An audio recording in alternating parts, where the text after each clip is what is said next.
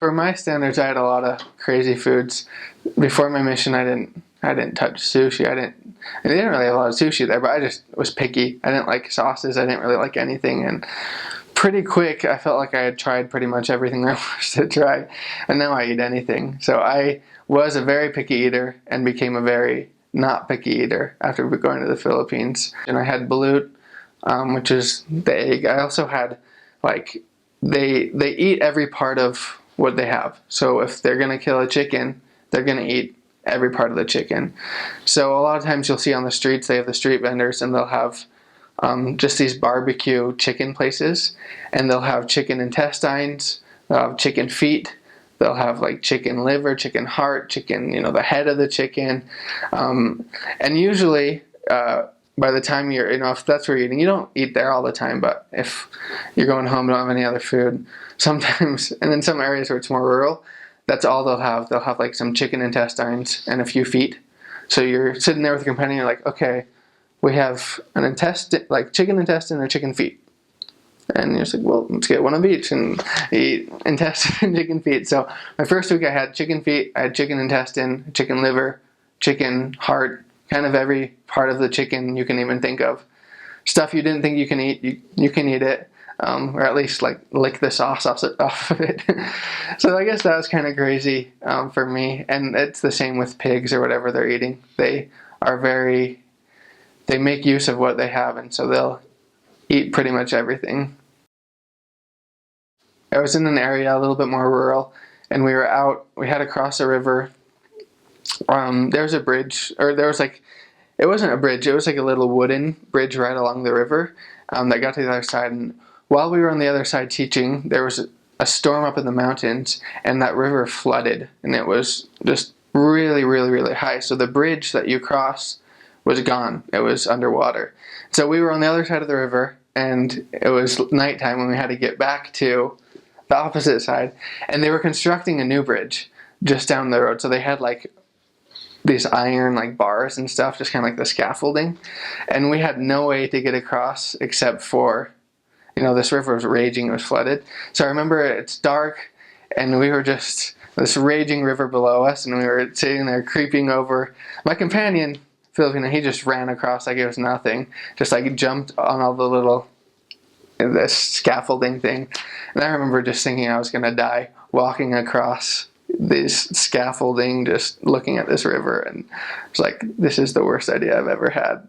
But Lord protected us. We got home safe, so that was good. I got sick a little bit. I didn't get sick as much as I thought I was. Filipino get sick, but I remember my third or fourth week, I got really, really bad food poisoning, and I was on splits, and the companion I was with didn't speak English at all. And so he was a new missionary as well.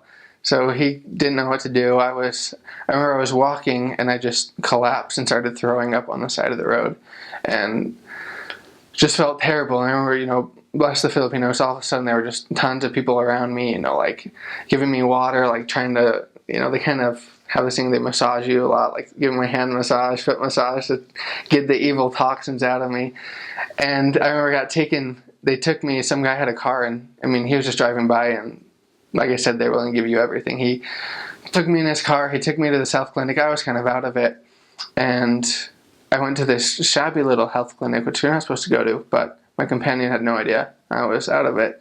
I was in this little health thing, and I don't know what they did to me, but I remember, third or fourth week in my mission, being in, having just throwing up nonstop, and they had a little bathroom in the back, like outside, no lights, just a cement thing with like a little hole in the ground. And I remember laying on the ground, throwing up in the pitch black, and just feeling absolutely terrible.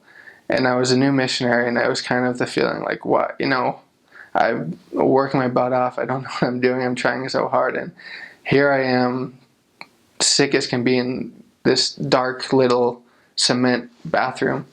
And that was actually, when I had that experience, I kind of I gained a really good appreciation of the atonement, of the time when the Savior asked his Father why he had the cup placed on him that he did, when he asked if the burden could be lifted, and when he was left alone and in the dark.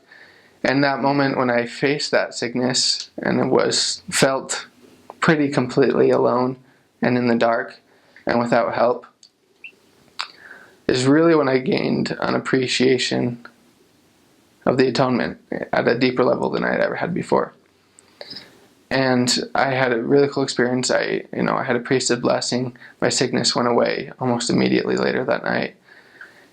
But after that, I really found that through that sickness, I guess, and through that trial, it helped me come closer to the Savior. And that was an experience I was able to use and draw strength from when I was teaching people who had health problems, and not only health problems, but spiritual, emotional, physical, sexual, all these sorts. You deal with a lot of people's problems, and gaining an appreciation and understanding of the atonement is critical to helping them.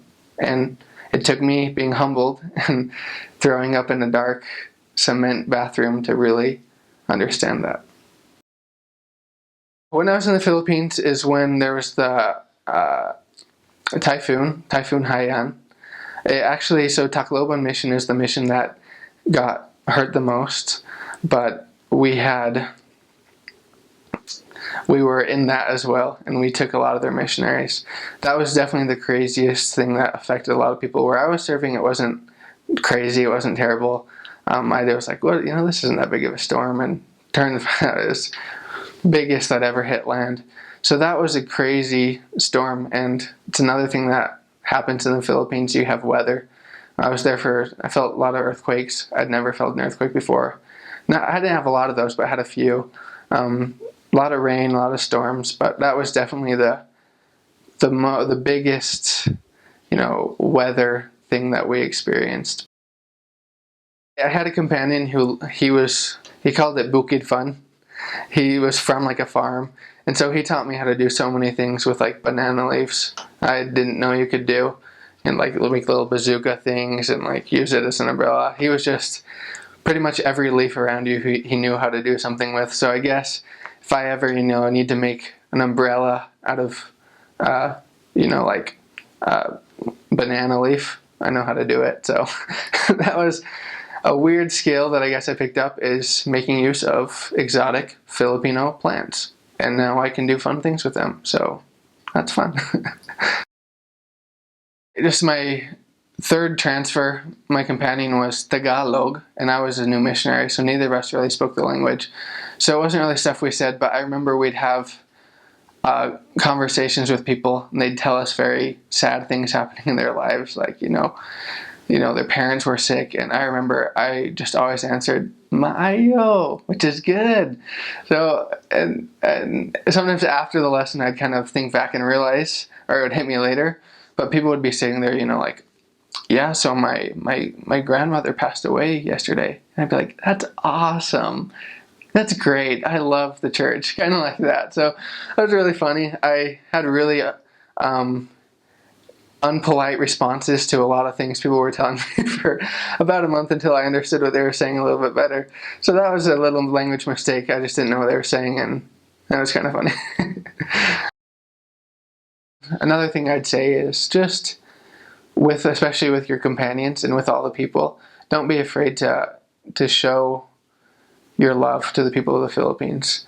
And a lot of times missionaries will get that mixed up with, just joking with them and laughing and having a fun time. But if you really look for the good in the people and your companions, and, pray for them and show them that you actually care for them on a real level, you'll see miracles on your mission. And if you have native companions from the Philippines, take advantage of that, love them, and learn from them. You'll learn so much from spending all that time with someone from the Philippines. As far as the things you need, in Cebu City, anything, if you're out in the further areas, it's harder to get some stuff, but in the city you can generally find most things, maybe not your favorite foods and stuff, but you get by. I think Before going on a mission, you should, of course, get everything you need. But more importantly, it's just preparing yourself spiritually and doing the things that will make you a better missionary. I think that's sometimes less focused on, but maybe more important than all the little, what do I bring for this? So that's my advice, I guess.